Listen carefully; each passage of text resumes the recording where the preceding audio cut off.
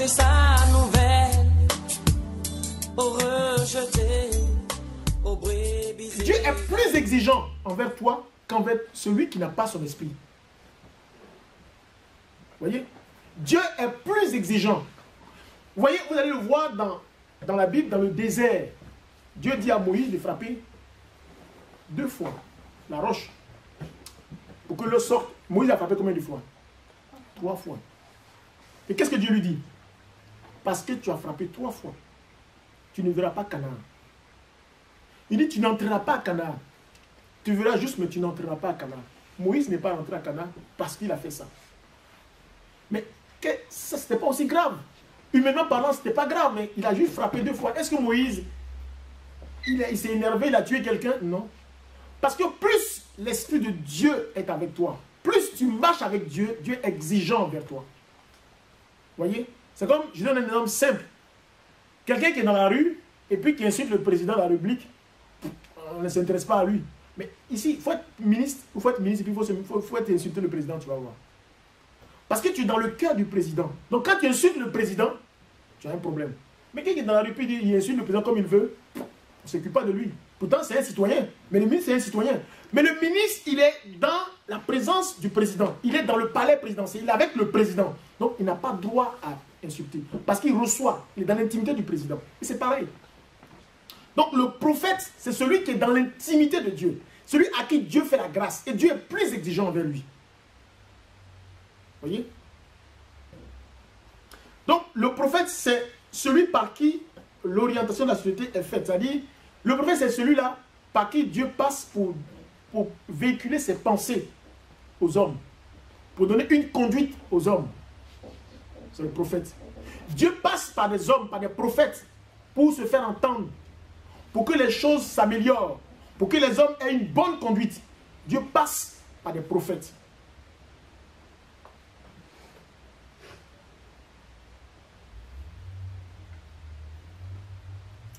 Le prophète, c'est celui par qui celui que Dieu utilise pour avertir l'Église, pour avertir le monde. On verra ça avec le cas de Noé. Vous voyez, le cas de Noé, on verra que Dieu va passer par Noé pour parler aux hommes à son époque. Il va leur parler, il va les avertir. Dieu passe par des prophètes.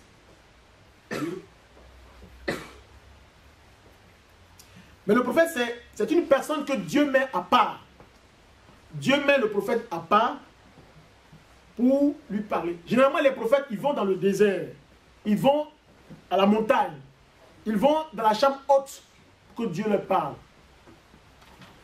Mais aujourd'hui, on voit bien que le prophète, l'esprit du prophète, la Bible dit que l'esprit, en ces temps qui sont les derniers, je répandrai de mon esprit sur toute chair. Vos fils et vos filles prophétiseront. Donc quand on reçoit le Saint-Esprit, quand on marche en nouveauté de vie, qu'on a le Saint-Esprit, Dieu est aussi exigeant envers nous.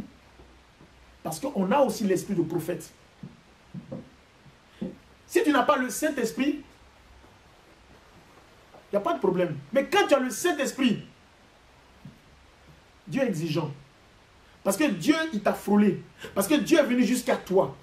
Donc, ton corps, c'est le temple de Dieu. C'est la maison de Dieu. C'est comme si tu te retrouves dans le palais à l'Élysée. Tu es ministre de Dieu. Donc, tu ne peux pas te comporter comme un citoyen ordinaire. C'est pour ça qu'on les appelle les élus de Dieu. Les choisis de Dieu. Un élu, c'est comme un ministre qui est dans le palais. Et celui qui est dans le palais, il est différent de celui qui est citoyen ordinaire. C'est pour ça qu'on les appelle les élus de Dieu. Celui qui n'est plus élu de Dieu, celui qui est disqualifié, il peut vivre comme il veut. Il peut faire ce qu'il veut. Il peut même se mettre là et puis insulter le président. On ne va même pas le regarder. On va dire, non, on s'en fout de lui. Mais le ministre, celui qui est dans le palais, il ne peut pas se permettre. Donc, qui veut être dans le palais? Qui veut être citoyen ordinaire ou être dans le palais? Celui qui est dans le palais, il a l'esprit de Dieu. Donc, le prophète, c'est une personne qui reçoit l'esprit de Dieu comme aide pour accomplir la volonté de Dieu. Je l'ai dit, vous le verrez également dans Exode 10, comme Exode chapitre 3, verset 10, où Moïse reconnaît qu'il ne peut pas accomplir la volonté de Dieu sans son aide. Qui peut nous lire ça dans Exode chapitre 3, verset 10? Je t'envoie maintenant vers le Pharaon. Va et fais sortir d'Égypte Israël, mon peuple. Moïse répondit à Dieu, moi, je ne peux pas aller trouver le Pharaon et faire sortir les Israélites d'Égypte. Je serai avec toi, reprit Dieu. Et pour te prouver que c'est bien moi qui t'envoie, je te donne ce signe. Quand tu auras fait sortir les Israélites d'Égypte, tous ensemble, vous me rendrez un culte sur cette montagne. Amen. Amen. Donc, vous voyez bien que Moïse, humainement parlant, il ne peut pas. C'est-à-dire que si l'Esprit de Dieu n'est pas avec toi, tu ne peux pas. Quand tu veux accomplir une œuvre, quand tu veux faire quelque chose, quand tu veux poser un acte, tu veux dans un endroit, et que tu as peur, tu doutes un peu, d'accord? Cherche la présence de Dieu. Cherche la présence de Dieu. Rentre dans l'intimité de Dieu. Il faut que Dieu te parle. Il faut que Dieu manifeste qu'il est avec toi. Et quand Dieu manifeste qu'il est avec toi, tu peux aller. C'était le cas de Balaam. Il a consulté Dieu avant de parler aux envoyés, aux messagers de Balak. Moïse, c'est pareil. Dieu dit, il est avec lui. Parce que humainement parlant, Moïse ne peut pas aller en Égypte pour libérer Israël. Il ne peut pas, c'est impossible. Il faut l'appui de Dieu. Il faut le Saint-Esprit. Il faut la puissance de Dieu. Il y a des choses qu'on ne peut pas faire si Dieu ne doit pas donner son aval. On ne peut pas. Il faut que Dieu nous donne son aval. Parce que si Dieu ne donne pas son aval, on ne peut pas faire quoi que ce soit. On ne peut pas. Il faut avoir l'aval de Dieu. Il faut être sûr. Parce que si Dieu est avec nous, personne ne sera contre nous. Si tu fais un songe où Dieu t'a parlé, t'a dit ça, Dieu met en toi la foi. Il met en toi l'assurance. Et tu fonces. Il dit, voilà ce que Dieu m'a dit ce matin, je fais ça. Parce qu'il donne les moyens pour que tu le fasses. Si Dieu ne t'a pas donné les moyens, toi-même tu peux ressentir que Dieu n'a pas donné les moyens. Mais peut-être que toi-même tu veux essayer. Mais quand Dieu donne les moyens, il te le parle à travers sa parole. Il va te parler par des songes. Il peut te parler par quelqu'un pour te confirmer. Et il met de l'assurance en toi et tu vas pour accomplir l'œuvre. Mais si tu n'as pas fait cela, on dit que tu le fais dans la chair. Parce que c'est l'esprit qui nous fortifie. C'est l'esprit de Dieu qui nous permet d'opérer, d'agir. Parce que si tu veux la puissance de Dieu, il faut écouter ce que Dieu dit. Si tu veux la puissance de Dieu, il faut marcher selon les voies de Dieu. Il faut consulter Dieu. Sinon, tu peux être un chrétien ordinaire. On a besoin du Saint-Esprit. On a besoin de la puissance de Dieu. Comme Moïse a eu besoin du Saint-Esprit. Il a eu besoin de la puissance de Dieu pour pouvoir agir. Comme Élie avait besoin de la puissance de Dieu pour affronter les prophètes de Baal. Il avait besoin de la puissance de Dieu. Comme Jean-Baptiste avait besoin de la puissance de Dieu avant de commencer son ministère. L'autre aspect, c'est que quand on accomplit l'œuvre de Dieu, quand on fait l'œuvre de Dieu, quand l'Esprit de Dieu nous utilise pour faire l'œuvre de Dieu, après l'Esprit part. Vous voyez? Mais nous, on a fait l'œuvre de Dieu. Le plus important, c'est qu'on a fait l'œuvre de Dieu. Il peut m'arriver qu'on peut même ôter la vie parce que tu as fait la volonté de Dieu.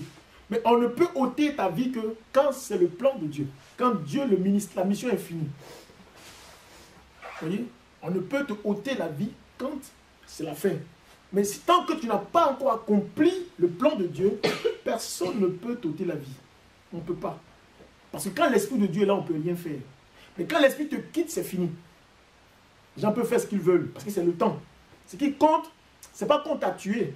Ce qui compte, c'est que tu as le salut. Ce qui compte, c'est que ton nom est inscrit dans le livre de vie. Ce qui compte, c'est que tu es sauvé, que ton âme est sauvée. C'est pour ça que Jésus dit, ne craignez pas celui qui tue le corps, mais craignez plutôt celui qui est capable de périr l'âme et le corps dans la géhenne. Vous voyez? Voilà. Parce que quand l'Esprit de Dieu, quand Dieu donne une mission, personne ne peut te faire quoi que ce soit. Ça a été le cas d'Abraham. Abraham, il avait une mission. Et sa mission, c'était quoi? D'aller jusqu'à Canaan. À Canaan, Abraham, qu'est-ce qu'il va faire là-bas? Il va acheter un terrain. Abraham, il va mettre au monde après son fils Isaac. Vous voyez? À Canaan, il va se séparer de son fils, de son neveu Lot qui va partir de l'autre côté. Hein? Vous savez ça, non, les enfants? Voilà. Et quand il va mettre son fils au monde, quelque chose va se passer après. Mais pour dire que s'il n'avait pas mis Isaac au monde, c'est-à-dire que tant que le plan de Dieu n'était pas accompli, personne ne pouvait toucher la vie d'Abraham. Personne. Ou du moins, Sarah n'allait pas mourir. Parce qu'il fallait que le plan de Dieu s'accomplisse. Pourvu qu'il soit dans la volonté de Dieu. Vous voyez? Et on verra par exemple le cas de Daniel et ses compagnons dans le livre de Daniel. On voit bien que Daniel et ses compagnons ont été mis dans la fournaise. Il y avait Shadrach, il y avait ses compagnons qui ont été mis dans la fournaise à cause du fait qu'ils adoraient l'Éternel. Et quand on les a mis dans la fournaise, la Bible dit que pendant que le feu était à son niveau fort, eux, ils ne brûlaient pas. Ils n'ont pas été brûlés. Vous voyez? Ils ne brûlaient pas. Et le roi dit, mais est-ce que c'est vrai qu'ils sont vraiment dans la fournaise? On dit, mais oui, bien sûr. Et le roi les a appelés. Il a appelé Daniel, Shadrach, Abednego et tout ça, ses amis. Il leur a dit de sortir de la fournaise. Ils sont sortis de la fournaise. Et ceux qui ont entraîné, ceux qui les ont culpabilisés, on leur a demandé d'aller essayer si vraiment c'est vraiment un feu. Et quand ils ont essayé, ils ont été consumés. Parce que Dieu avait un plan pour Daniel. Et tant que le plan de Dieu n'est pas fini, on ne peut rien te faire. Quand c'est le plan de Dieu, si c'est le temps que tu pars, tu partiras. Le but, c'est que tu es sauvé. Ton âme est sauvée. Ton nom est inscrit dans le livre de vie. C'est ça qui compte le plus. Parce que tu peux, la Bible dit, à quoi me sert-il de gagner ce monde si je perds mon âme? Vous voyez? Donc le plus important, c'est que notre âme est sauvée. On verra le cas d'Étienne aussi, qui était rempli de l'Esprit de Dieu. Étienne était rempli de l'Esprit de Dieu. Et c'est parce qu'il avait l'Esprit de Dieu qu'il n'a pas eu peur. Il n'a pas eu peur de prêcher l'Évangile devant les Israélites, devant ces gens-là qui étaient prêts à le dévorer. Mais Étienne, par la suite, a été quoi? A été tué. Mais est-ce qu'Étienne, quand on le lapidait, est-ce qu'Étienne, il a rejeté Dieu? Est-ce qu'Étienne était triste? Non. On dit qu'il avait un visage rayonnant. Il avait un visage rayonnant. Et Étienne a été tué. Vous voyez? Mais ça veut dire que Étienne avait fini sa mission. Donc ils ont dû juste tuer la chair. C'est pas grave. Mais il avait accompli sa mission. Ça a été le cas du prophète Isaïe. Pareil. À cause du message, il a été tué aussi. Ils l'ont cisaillé. J'avais une fois dit ça ici. Mais ce n'est pas ça qui compte. Ce qui compte, c'est que son nom est inscrit dans le livre de vie. Pour la vérité, dans la société dans laquelle nous sommes, on peut te tuer. Il y a des endroits où quand tu parles de Dieu, on peut même te ôter la vie. Tu ne peux pas imaginer les gens qui sont capables de ôter la vie. Mais ce n'est pas ça qui doit effrayer les enfants de Dieu. Le plus important, c'est que la vérité a été annoncée. La vérité a été dite. C'est ça le plus important dans la vie du chrétien. Si tu as peur que les gens te tuent, alors là, c'est que tu n'es pas un élu de Dieu. Si tu as peur de dire la vérité parce que tu dois perdre ton travail, c'est que tu n'es pas un élu de Dieu. Parce que l'élu de Dieu, c'est celui qui continue l'Esprit de Dieu, c'est celui qui dit la vérité pour la gloire de Dieu. Peu importe, sa vie n'a plus de sens. Sa vie ne trouve un sens que dans la volonté de Dieu. C'est ça l'élu de Dieu. Amen. On verra également le cas de Michée. Michée également, il a été mis dans un puits. C'est un prophète, il avait été mis dans un puits. Mais ce Michée, est-ce qu'il a fait quelque chose de mal? Non. Il a juste annoncé l'évangile. Il a juste annoncé la parole de Dieu. Le message que Dieu lui a donné par rapport au roi Akab. Mais pour ça, on l'a mis dans le trou, dans le puits. Dans un puits. Mais bien qu'on le mette dans le puits, il n'est pas mort. Parce qu'il y avait un plan. Il y avait le plan de Dieu qui devait s'accomplir. Et on peut encore connaître l'histoire. Quand le roi Josaphat est venu voir Akab pour combattre ensemble contre un peuple, contre un royaume. Donc ils ont demandé où sont les prophètes ici. Cette zone, est-ce qu'il y a des prophètes ici? Vous avez une fois raconté cette histoire. Et le roi Akab a dit, Oui, oui, tous les prophètes sont là, oui, tu peux les consulter. Et tous les prophètes disaient que le roi Akab allait gagner la guerre. Ah, roi Akab, tu es l'homme le plus beau, Dieu dit qu'il est avec toi. Dieu dit que quand tu vas gagner cette guerre. Donc vous voyez des faux prophètes. Vous voyez? Il faut voir le discernement. Ah oui, Dieu dit que non, roi, la guerre, tu l'as déjà gagnée. Tu es l'homme merveilleux. Dieu est avec toi. Et pourtant, c'est faux. Par contre, Michée dit, cette guerre-là que tu vas aller faire là, tu vas perdre. Parce que Dieu n'est pas avec toi. Et pour ça, on l'a mis dans un puits. On dit, lui, il décourage les gens. Lui, il décourage l'armée. Lui, il décourage le peuple. Ce n'est pas un bon prophète. Mettons dans le puits. On l'a mis dans le puits. Et Josaphat vient pour aider Akab à gagner la guerre.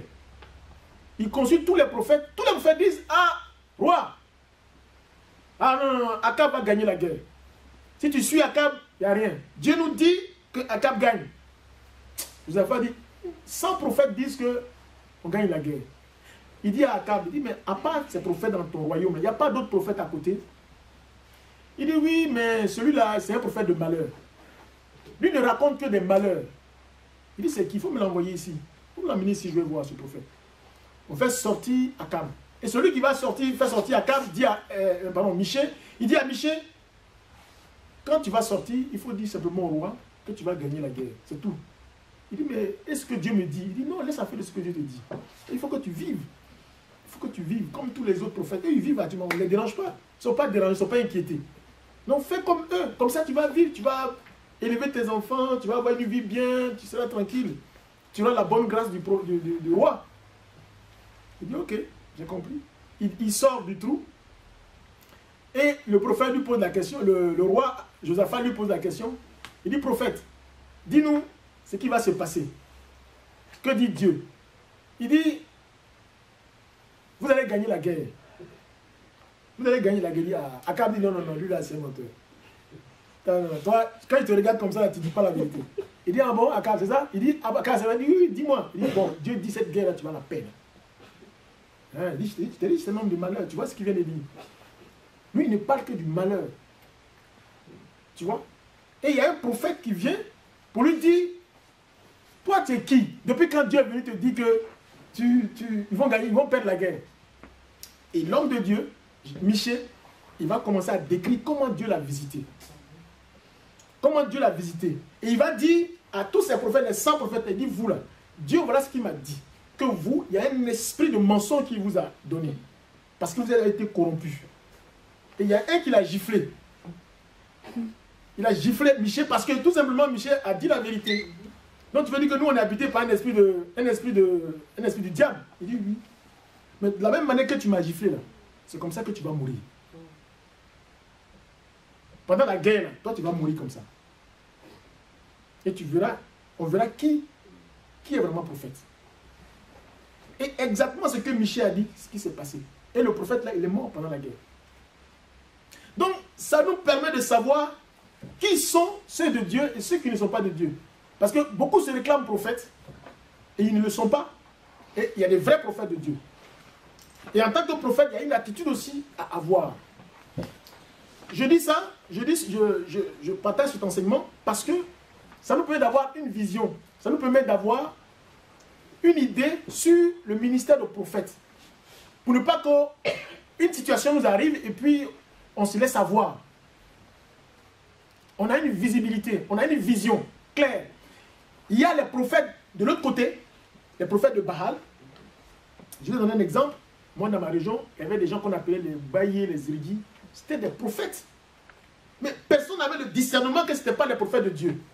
Moi-même, je les voyais même, ceux-là, même ils allaient à l'église. Même il y avait des hommes de Dieu qui disaient que c'est des gens que Dieu a envoyés.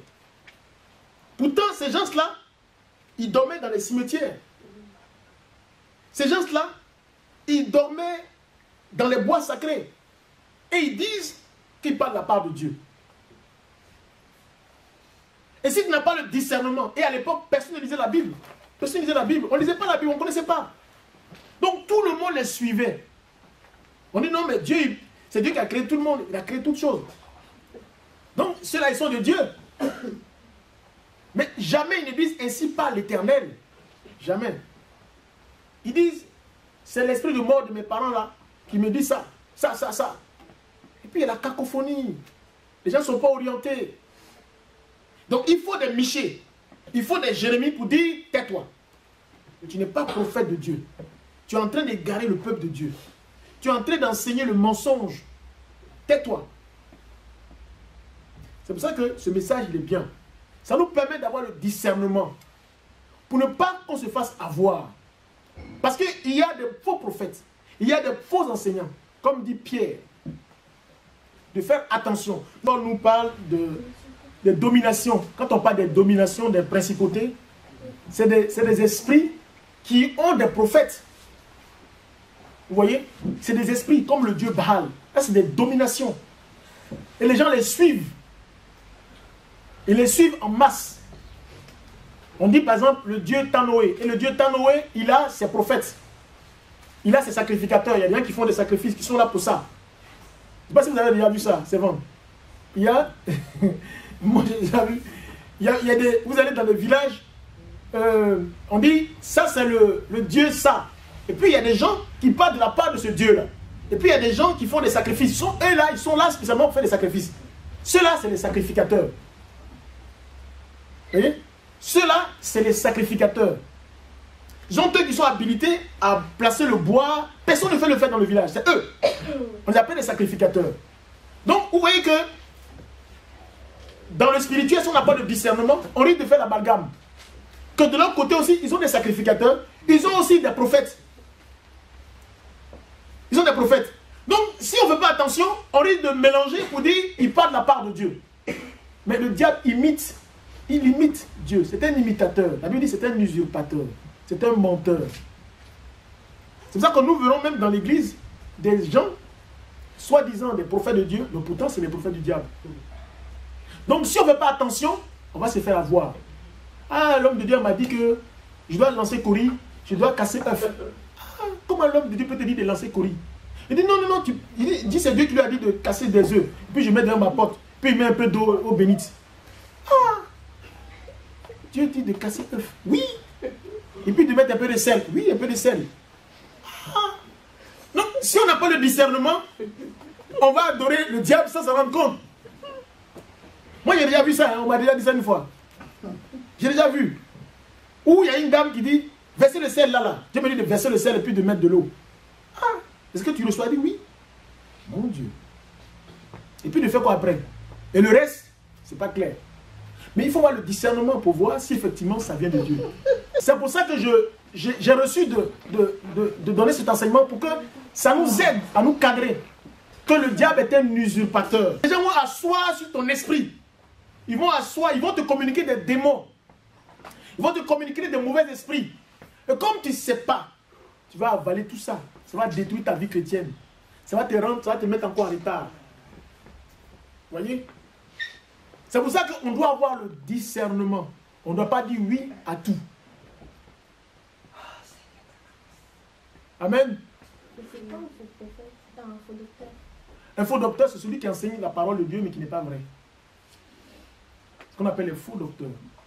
Par exemple, ceux qui enseignent, ils enseignent par exemple la prospérité. Vous voyez? Pierre en parle. Tu vois? Ils vont chercher des paroles pour, comment dire ça, pour exploiter, déposséder des gens qui sont pas bien affermis dans la foi. Parce qu'ils ont le discernement. Ils regardent les gens qui ne sont pas bien affermis.